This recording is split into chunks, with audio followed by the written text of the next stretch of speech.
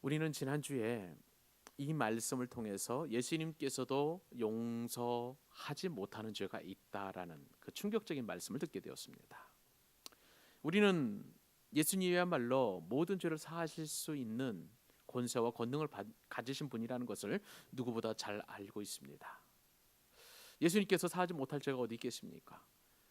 초대 사람 아담과 하와로부터 과거와 현재와 미래의 모든 죄까지도 다 사하실 수 있는 그 권세와 권능을 우리 예수님께서 충분히 가지시고, 심지어는 십자가를에서 예수님을 못 박는 사람들조차도 용서하신 그러한 분이셨습니다. 그리고 그 용서의 마음으로 아버지께 아버지여 저들을 용서하옵소서 자기들이 하는 일을 알지 못하니다라고 탄원하실 정도로 그렇게 죄에 관한 한, 그리고 죄인에 관한 한 불쌍히 여기시고, 그리고 또 긍휼한 마음을 갖고 계시는 분이 바로 우리 예수님이십니다. 그런데 여러분, 그 예수님께서 오늘 섬뜩하리만큼 아주 무서운 죄 사하지 못하는 그 죄에 대한 말씀을 하시는 것이죠. 우리 다시 한번 그 말씀을 어미로운 그 말씀이기 때문에 두려운 마음으로 우리 본문 28절과 29절을 다시 한번 읽도록 하겠습니다. 읽겠습니다. 시작. 내가 진실로 너희에게 이르노니 사람의 모든 죄와 모든 모독하는 일은 사하심을 얻되 누구든지 성령을 모독하는 자는 영원히 사하심을 얻지 못하고 영원한 죄가 되느니라 하시니. 여러분, 분명히 선포하십니다. 누구든지 성령을 모독하는 자는 영원히 사하심을 얻지 못하고 영원한 죄가 되느니라 하시니. 여러분, 그러면 성령을 모독하는 그 죄는 영원히 사하심을 받지 못하기 때문에 성령을 모독하는 자는 천국에 갈 수 있겠습니까? 없겠습니까?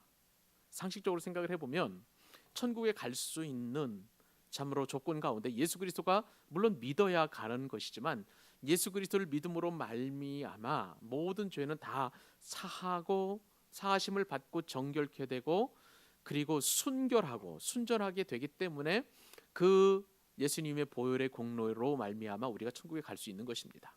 그런데 이 죄로 말미암아 더럽혀졌고 죄로 말미암아 순전하지 못하고 순결하지 못한다면 천국을 보장받지 못한다는 것, 그리고 그 죄는 영원히 사함을 받지 못하는 그런 영원한 죄가 된다고 하니, 천국도 보장받지 못하는 성령을 모독하는 죄는 그만큼 크고 어미롭고, 그리고 우리의 구원을 갈라놓는 그러한 판별식이 될 만큼 참으로 무서운 죄라고 할 수가 있습니다.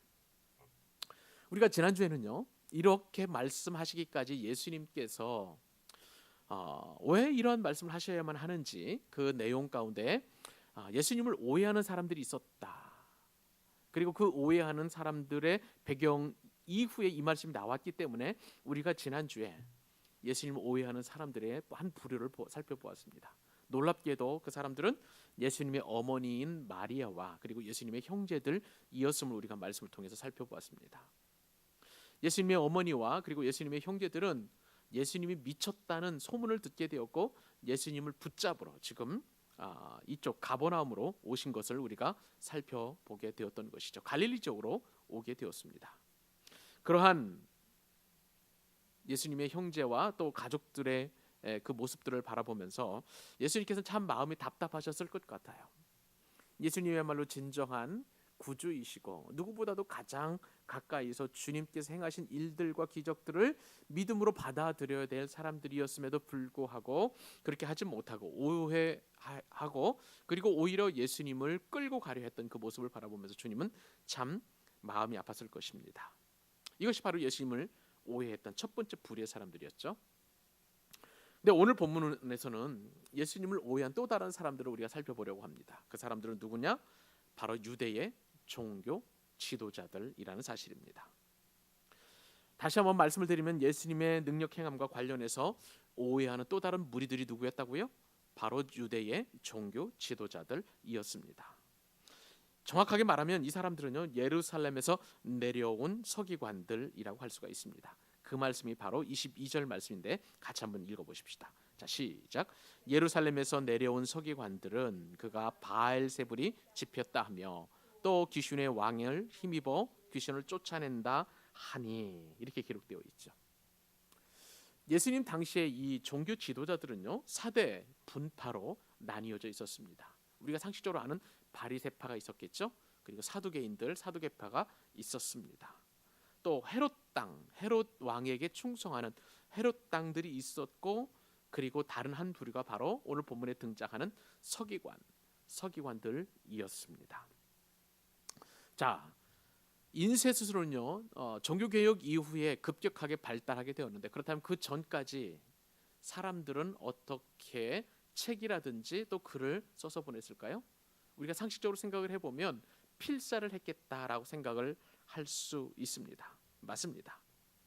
바로 이 성경을 필사하는 사람, 그 사람들을 일컬어서 서기관이라고 성경은 이야기합니다.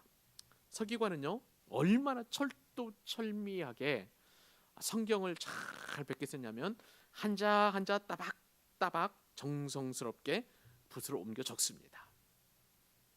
그렇게 옮겨 적는 과정 속에서 야훼라는 말, 여호와는 나의 주인이시다는 뜻입니다. 원래 하나님의 이름은 성경에 없어요. 그래서 그거를 여호와는 나의 주인이시다, 아도나이라는 말을 쓰고 그것을 일컬어서 그냥 우리는 여호와라고 번역을 하는 것이죠. 여호와라고 읽고, 히브리 사람들은 그냥 여호와는 나의 주인이시다, 아도나이를 그냥 그렇게 성경을 써놓고서 그냥 그렇게 야훼라고 읽습니다. 여호와라고 읽습니다. 근데 성경을 기록하는 이 서기관들은요 이렇게 아도나이라는 말을 딱 쓴 다음에, 이것도 세붓으로 써야 됩니다. 그냥 다른 말씀을 썼다가 아도나이를 쓸 수가 없는 거예요. 정성스럽게 세붓으로 아도나이를 쓰게 됩니다. 그럴 정도로 이 서기관들은 극도의 경건한 삶을 산다고 자부하는 그런 사람들이었습니다. 서기관들은요 성경을 처음부터 끝까지 다 기록한 다음에, 우리가 잘 아는 것처럼 히브리 글자는 모음이 없고 자음만 있어요. 그러니까 말하자면 기역, 니은, 디귿, 리을만 있지 아야, 어여 이런 개념은 없는 것이죠. 그래서 이 자음을 다 기록한 다음에 원래 있었던 자음 성경하고 자기가 기록한 이 자음 성경의 숫자가 맞으면 통과입니다. 맞지 않으면 다시 처음부터 써야 되는 거예요. 그만큼 철저하게 하나님의 말씀인 성경을 기록했던, 아주 정말 세밀하고 촘촘하고 까다롭게 이루 말할 수 없는 그런 사람들이었다고 할 수가 있습니다. 이러한 서기관들은 하나님의 말씀을 가까이 한다는 면에서 오늘날 우리 시대의 목회자들이라고 할 수가 있겠죠. 또 다른 교회 지도자들이라고 할 수가 있을 것입니다. 그런데 오늘 본문에 보니까 이 서기관들이라고 하는 이 사람들은 중앙에서 내려온 사람들이에요. 그러니까 22절 말씀을 보니까 어디에서 내려왔냐면요 예루살렘에서 내려온 서기관들은, 결국은 서기관들이 예루살렘에서 내려왔다는 것이죠. 이 예루살렘에서 내려온 이 서기관들은요 회당에서 성경을 가르치거나 혹은 성경을 필사했던 서기관들하고는 차원이 다른 그런 그룹들입니다. 일종의 종교 재판관이라고 할 수가 있는 것이죠. 예루살렘에서 소문이 들렸을 것입니다. 예루살렘까지 예수라는 사람이 저 갈릴리 지역에서 그리고 이방 지역에서 이제 토라를 해석해서 하나님 나라를 선포하는데, 그 내용이 좋은 것도 있지만 대부분 그들이 그동안 가지고 있었던 신앙적인 그리고 그 전통적인 그런 신앙관과는 너무나 다르기 때문에 그것을 실제적으로 확인해 볼 필요가 있었던 것이죠. 그래서 예루살렘에서는 이 서기관들을 파송해서 과연 저거 예수가 가르치는 교훈이 우리의 교훈과 어떻게 다른가를 분명하게 이렇게 판별하는, 그런 판별하기 위한 그런 노력으로, 이렇게 일환으로 이 서기관들을 보낸 것입니다. 그런데요 이들이 내린 결론은 그들 가운데 있어서 종교 재판의 아주 종결자였습니다. 말하자면은 그들이 서기관이 만약에 예수가 이단이라고 하면은 이단으로 시키는 것이고, 그리고 우리가 들을 만한 교훈이 있다라고 이렇게 인정을 해주면 예수님은 그렇게 또 이렇게 사역하실 수 있는 그런 상황이 되었던 것이죠. 그런데 이러한 종교 재판관, 종교 심판관의 입장에서 나온 예수님에 대한 평가가 아주 충격적이었습니다.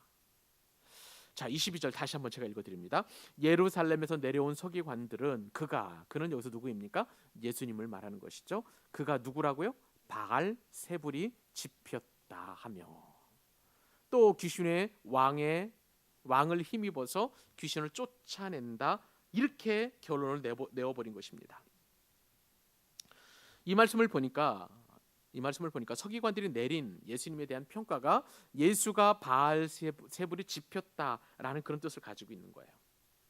여기서 이 짚히다라는 말은요, 신이 강림하는 것을 말하는 것입니다. 무당이 푸닥거리를 하면서 이렇게 막 그 혼신의 힘을 추다가 왜 그 귀신이 들렸다 하는 것처럼 할 때에 그 전율이 오고 하는 그 장면이 아마 상상해 보면 이렇게 마음에 이렇게 새겨질 것입니다. 그런 것처럼 서기관들이 판단할 때에 예수님이 행하는 모든 일들, 그가 가르치는 교훈은 바로 바알세불이 짚힌 것처럼 귀신이 그렇게 짚혀서 하는 일이다. 그 귀신이 강림해서 하는 일이다라고 이렇게 결론을 내버린 것입니다. 그리고 그 뒤에 말이 더 충격적입니다. 그 예수라는 그 존재는 귀신의 왕을 힘입어 귀신을 쫓아낸다 이렇게 얘기해버리고 말았습니다. 소문이 익히 들어서 이 서기관들은 알았을 것입니다. 혹은 서기관들도 멀찌감치 예수님을 따라다니면서 예수님께서 병자를 고치시고 귀신을 쫓아내는 장면들을 이렇게 쭉 목격을 해왔으니 귀신이 쫓겨난 것은 사실인 것이죠. 그런데 이것을 해석할 방법이 없으니까 귀신의 왕을 힘입어서 귀신을 쫓아낸다라고 이렇게 결론을 내버린 것입니다. 여기서 우리는 몇 가지 살펴볼 필요가 있는데, 우선 바알세불, 이것이 도대체 무엇인가를 한번 생각해 볼 필요가 있습니다. 바알세불은요, 구약 성경에 따르면 바알세붑이라고 이렇게 발음합니다. 바알세붑. 이 바알세붑은요, 블레셋에 그 땅이 있었는데 그 땅 가운데에 에글론이라는 그런 지역이 있습니다. 지금으로 말하면 이스라엘의 지중해 쪽, 서해 남부 쪽이죠. 그곳에 보면은 지금 팔레스타인 지역인데, 그 팔레스타인 지역 가운데 한 성읍이 바로 에글론이라는 성읍이 있었는데, 이 바알세붑은 바로 이 성에서 오래 전부터 섬기던 신의 이름이 되겠습니다. 그 신은 바로 열왕기하 1장 1절로 16절 사이에 바로 이 바알세붑에 대한 내용이 남아 있습니다. 원래 이 바알세붑 하면은 어떤 뜻을 가지고 있느냐? 바알이라는 것은 이제 갓이라는 뜻이에요. 갓. 그러니까 하나님이라는 뜻인데, 우리가 말하는 하나님이 아니라 신이죠. 신. 높임을 받는 신, 높임을 받는 바알, 그런 뜻을 가지고 있는 것이 바로 이 바알세붑이고, 또 바알세붑이라는 뜻은 바알이긴 바알인데 신이긴 신인데 왕이신 바알이라는 뜻을 겸해서 가지고 있습니다. 그런데요, 이 바알세붑은 히브리어에서는요, 그 소리에 약간의 변화를 가했습니다. 그래서 바알세붑이라고 할 때 이것은요, 원래 히브리 말을 다 풀어서 내버리면은 파리떼의 대왕이라는 뜻을 가지고 있어요. 파리떼의 대왕. 그러므로 히브리 사람들은 바알세붑이라고 하는 이 발음을 듣게 되면 굉장히 지저분한 신으로 이렇게 생각할 수 있을 것입니다. 이제 여름철이 돌아왔는데요, 파리떼가 얼마나 우리 주위에 득실득실하겠습니까? 파리 생각하면 비위생적이고 아주 지저분하고 더러운 곤충을 우리가 생각을 할 수 있잖아요. 히브리 사람들도 마찬가지였어요. 바알세붑 하면 이것이 바알 신을 추종하는 사람들의 입장에서 보면 이제 왕이신 뭐 바알 이런 고상한 뜻을 가지고 있지만, 히브리 사람들은 이거를 비틀어 가지고 파리떼의 대왕이라는 뜻으로 그렇게 불렀다는 것이죠. 그리고 이제 신약 시대로 넘어오면 이 바알세붑은 바알세불, 이제 오늘 성경에 마가복음 4장 22절에 나와 있는 것처럼 바알세불이 짚혔다 이렇게 이야기하고 있는데, 이 바알세불이라는 이름으로 이제 바뀌게 되는 것이죠. 근데 이 바알세불 할 때 이 바알은 우리가 다 아는 이야기고, 세불 하면은 이것은요, 더러운 똥이라는 뜻을 가지고 있어요. 분비물이라는 뜻을 가지고 있습니다. 자, 그러면은 바알세붑 하면은 구약 시대에는 파리떼의 대왕처럼 지저분하다. 신약에서도 그것은 유사한 것이죠, 비슷한 것이죠. 똥 같은 그런 바알이다라는 것으로 해서 히브리 사람들은 바알세불 하면은 아주 지저분하고 더럽고 만지기 싫고 멸시할 수밖에 없는 그런 존재로 그렇게 여기는 것이죠. 그런데 오늘 예수님에 대하여 이 예루살렘에서 내려온 서기관들은 바알세불이 집혔다는 거야. 저렇게 더러운 귀신이 들어갔다는 것이죠. 더러운 똥과 같은 파리떼와 같은 그러한 아주 지저분한 모습이 예수님 가운데 있다라고 그들은 그렇게 진단을 내어버린 것입니다. 자, 여러분, 이런 상황 속에서 서기관들이 바라보는 예수님에 대한 관점을 우리가 한번 깊이 면밀하게 생각해 볼 필요가 있는 것이죠. 예수님은 우리가 잘 아는 것처럼 이 땅에 오셔서 공생의 사역 가운데 세 가지 사역을 하셨습니다. 가르치셨죠. 회당에서 토라를 통해서 하나님 나라의 복음을 다 미tz바라고 12살 이상의 유대인 남자들에게 가르쳤습니다. 하나님의 말씀 가르친 것이죠. 그런 다음에 천국 복음을 전파하시고 선포하셨어요. 가르치시고 전파하시고, 그리고 나서 이제 병든 모든 사람들을 치유하셨습니다. 그런데 이러한 예수님의 귀한 공생의 사역이 이 서기관들의 입장에서 봤을 때에는 그 모든 기적과 가르침과 천국 복음에 대한 선포가 그 예수님께서는 바알세불이 지필 만큼 더러운 신이 들려서 그 신의 힘을 덧입어서 하는 것처럼 그렇게 진단을 내어버리고 예수님에 대하여 편견을 갖도록 그렇게 오해했던 것을 우리가 말씀을 통해서 생각해 볼 수 있습니다. 이것이 바로 서기관들이 예수님에 대해 내린 결론이라고 할 수가 있습니다. 근데 여러분, 왜 서기관들은 이처럼 예수님에 대하여 공생의 사역이 얼마나 귀하고 그때의 가난과 절망과 그리고 더 이상 희망이 없는 그들에게 순전한 희망이 되었음에도 불구하고 왜 그들은 예수님에 대하여 이처럼 아주 혹독한 그런 편견을 가진 그런 진단을 내릴 수밖에 없었을까요? 우리가 읽었던 이 마가복음 4장에는 그 내용이 기록되어 있지 않지만 마태복음 12장에는 분명하게 그 내용이 기록되어 있습니다. 그리고 누가복음 11장에도 공통적으로 등장하는 한 가지 사건이 있었습니다.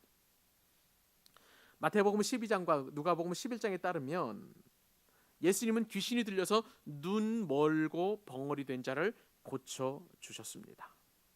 그 현장에서 그들은 그것을 목격한 거예요. 그래서 엄연한 예수님의 능력을 그들은 서기관들은 더 이상 부인할 수 없었습니다. 그렇기 때문에 이들은 어떻게든지 간에 그 사건에 대한 결론을 내리고 그리고 사람들로 하여금 더 이상 예수가 전하는 그 말에 현혹되지 않도록 나름대로 이제 방어막을 칠 필요가 있었던 것이죠. 그래서 서기관들은 예수님의 사역과 예수님의 치유와 예수님의 가르침이 우리가 아는 것처럼 우리의 믿음의 고백처럼 하나님의 능력이 아니라 귀신의 왕에게 사로잡힌 결과다라고 이렇게 결론을 내리게 되었던 것이죠. 그러므로 그들 입장에서 볼 때에는 예수가 더 이상 혹세무민하지 않도록 그리고 예수가 가르치는 그 모든 내용에 대하여 따라가거나 그것을 추정하지 않도록 그렇게 미리 방어막을 친 것을 우리가 볼 수가 있습니다.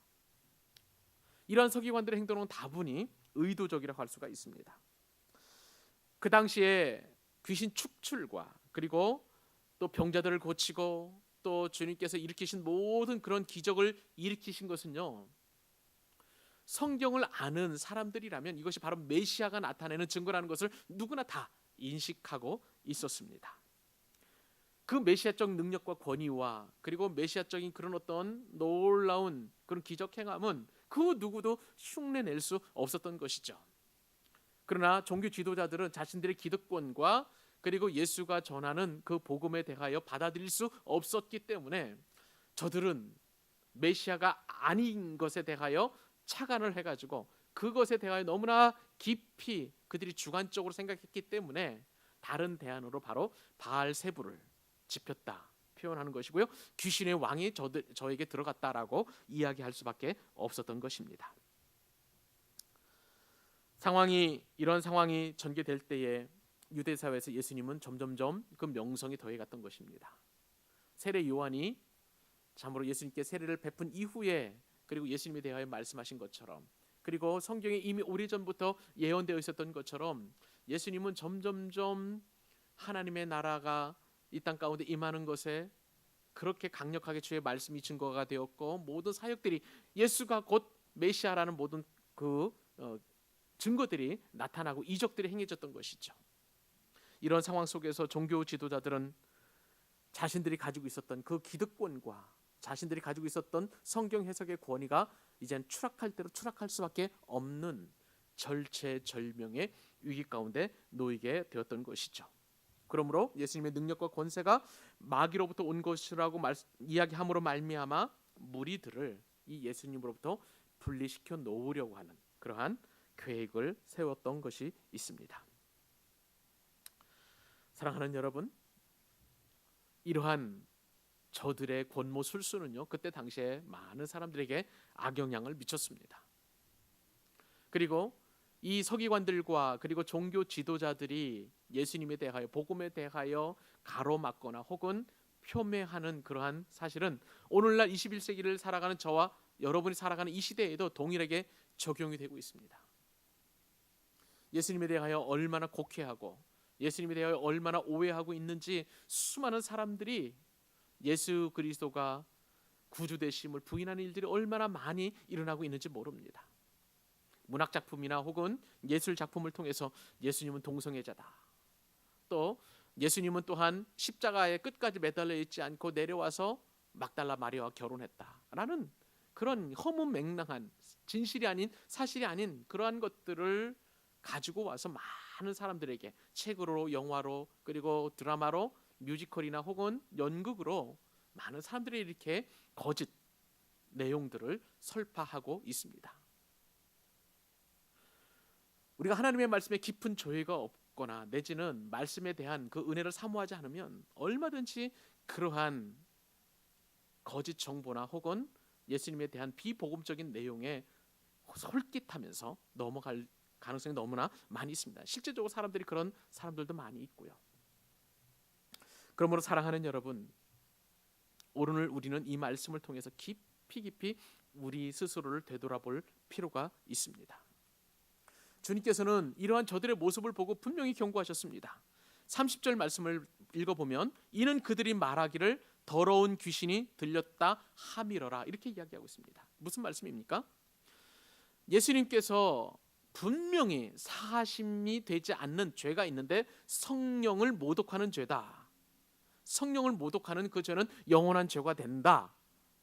왜 영원한 죄가 되느냐? 30절에 보면 이는 하면 왜냐하면 뜻을 가지고 있습니다. 왜냐하면 저들이 말하기를 이 서기관들이 말하기를 예수님이 행하신 모든 사역에 대하여 더러운 귀신이 들렸다 하는데 그것은 바로 영원히 사하심을 받지 못하는 성령 모독죄가 된다라고 주님께서는 분명하게 말씀을 해주고 계시는 것입니다.